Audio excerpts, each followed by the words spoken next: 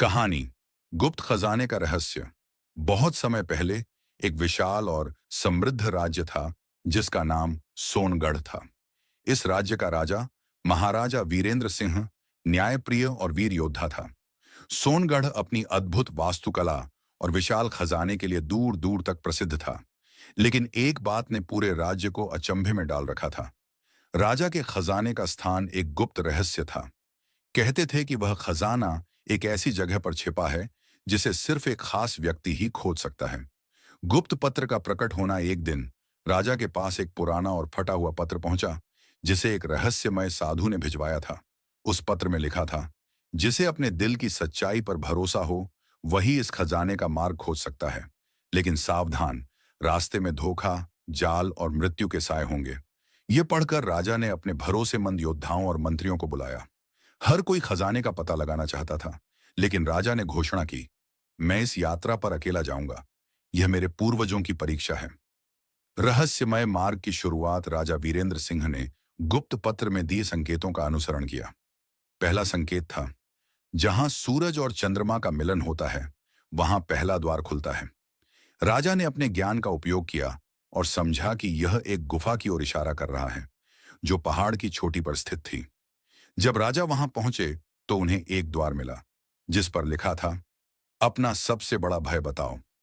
राजा ने कुछ क्षण सोचा और कहा, मेरा सबसे बड़ा भय यह है कि मैं अपने लोगों की उम्मीदों पर खरा ना उतरूं। द्वार खुल गया और राजा अंदर चले गए।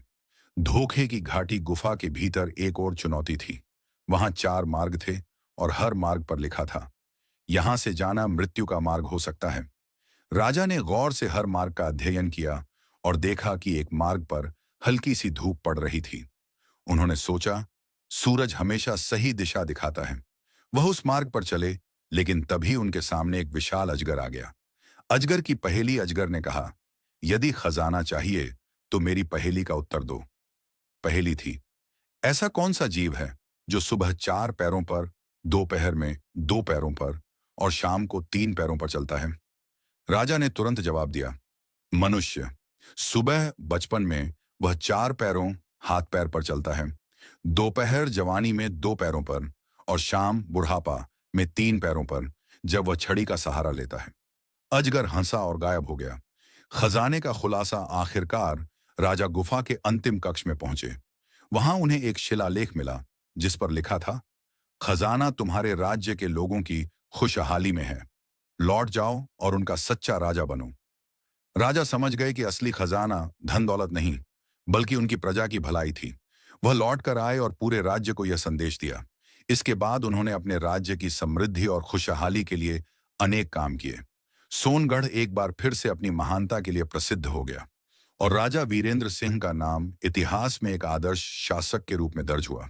समाप्त।